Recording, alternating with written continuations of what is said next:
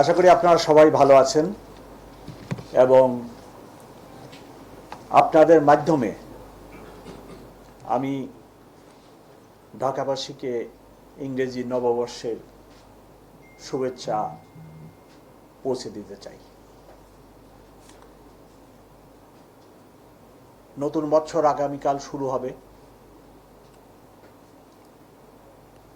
বিগত বছর, যে বছর আজকে শেষ হয়ে যাচ্ছে, নানা ধরনের ঘটনা পার করে আমরা নতুন বছরে আগামীকাল পা রাখব এবং আমাদের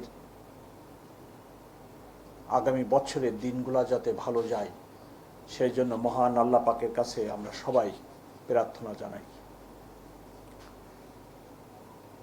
যদিও আগামীকাল ইংরেজি নববর্ষ শুরু হবে, তথাপিও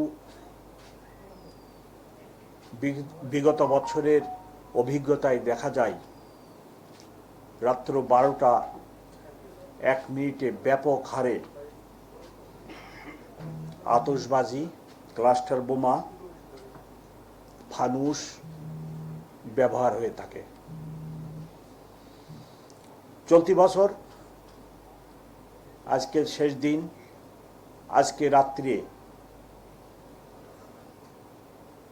একই ধরনের ঘটনা ঘটার আশঙ্কা আছে। সেই জন্য আজকে আমরা এই ব্রিফিংয়ের আয়োজন করেছি এবং এবছরই এই ব্রিফিংয়ের ব্যতিক্রম হচ্ছে পরিবেশ মন্ত্রণালয়ের অতিরিক্ত সচিবের উপস্থিতি এবং উনি আপনাদেরকে আতশবাজি, শব্দ দূষণ এবং অন্যান্য এই ধরনের কার্যক্রমের কি বিরূপ প্রতিক্রিয়া হয় মানুষের দেহে এবং পরিবেশে, সেটা বিস্তারিত বলেছেন। আমি বা আমার সহকর্মীরা এই ব্যাপারে কোনো বিশেষজ্ঞ নয়, তবে আমরা সাধারণ মানুষ হিসেবে জানি যে শব্দ দূষণ আমাদের শরীরের উপরে কি ধরনের বিরূপ প্রতিক্রিয়া ফেলে। ঢাকাবাসীর কাছে আমার অনুরোধ থাকবে যে আমরা এইরূপ কর্মকাণ্ড থেকে নিজেদেরকে বিরত রাখি। আমাদেরকে ভাবতে হবে যে বাসার ছাদে আমরা এই কর্মকাণ্ডটি করি, সেই বাসার ছাদের ইমিডিয়েট নিচতলায় একজন 80 বছরের বৃদ্ধ লোক হয়তো অনেক কষ্টের পরে একটু ঘুমানোর চেষ্টা করছেন, অথবা কেবলই তিনি একটু ঘুমিয়ে পড়েছেন। আপনার এই বিকট শব্দে তার ঘুম ভেঙে যায়, সে আরো অনেক কষ্ট পায়। আমাদের প্রত্যেককে এটি ভাবতে হবে।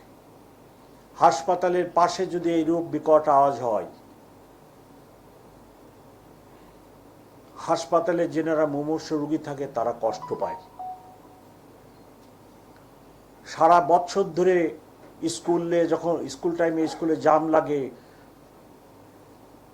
আমাদের ড্রাইভার সাহেবরা সমানে হর্ন বাজায়। উনি নিজে সামনে দেখেন যে জ্যাম লেগে রয়েছে, ওনার সামনে 200 গাড়ি দাঁড়ায় রয়েছে, তারপরেও উনি কেন হর্ন বাজান আমার কাছে বোধগম্য নয়। এবং এই শব্দের সৃষ্টি করে একটা বিভীষিকাময় আবহাওয়ার সৃষ্টি করেন।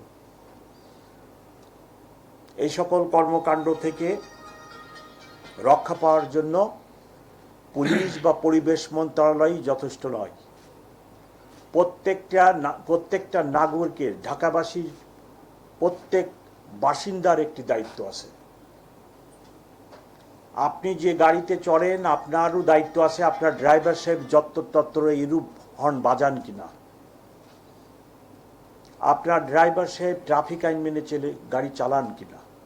ড্রাইভার সাহেবকে গাইড করার দায়িত্ব ওই গাড়ির প্যাসেঞ্জারের। যিনি সম্মানিত যাত্রী থাকেন, উনি লেখাপড়া জানেন, উনি একজন সচেতন মানুষ, ওনার সিটিজেন দায়িত্বশীল বা যেগুলো দায়িত্ব আছে উনি ওটা বুঝেন এবং বড় শহরে বাস করার জন্য কি আমার মেনে চলা উচিত উনি বুঝেন, তাই ওনার একটি দায়িত্ব আছে যে যত্রতত্র যেন গাড়ির হর্ন না বাজায় সেই জন্য তার ড্রাইভারকে পরামর্শ দেওয়া। গত এক সপ্তাহ যাবৎ আমরা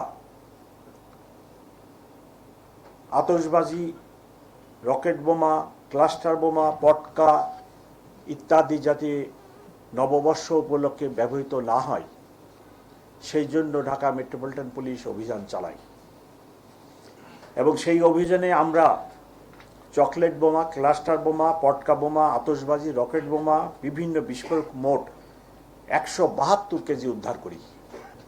এ সংক্রান্তে মামলা হয় 5টি এবং গ্রেপ্তারও 5 জন।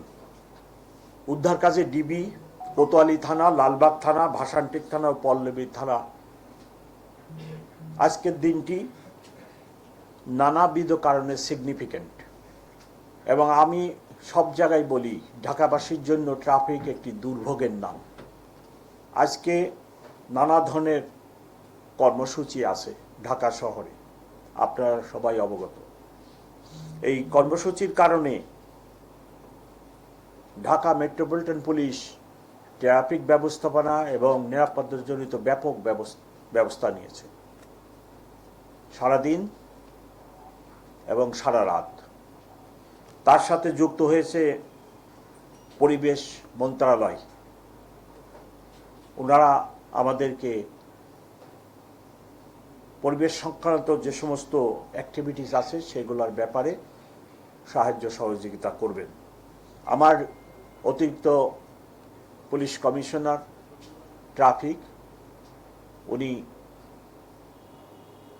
ট্রাফিকের উপরে বিভিন্ন প্রোগ্রাম নিয়েছেন, ব্যবস্থা নিয়েছেন।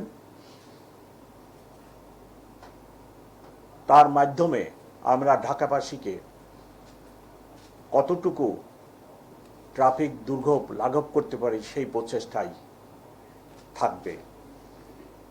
আমি সকলকে আপনাদের মাধ্যমে ঢাকাবাসীকে ইংরেজি নববর্ষের শুভেচ্ছা জানাই এবং আমাদের ঢাকা মেট্রোপলিটন পুলিশের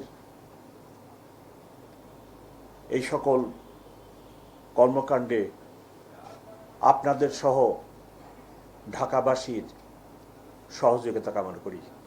ঢাকাবাসী নিরাপদে থাক, ভালো থাক, ঢাকা মেট্রোপলিটন পুলিশের একমাত্র চাওয়া। সকলকে অনেক ধন্যবাদ। Thank you very much.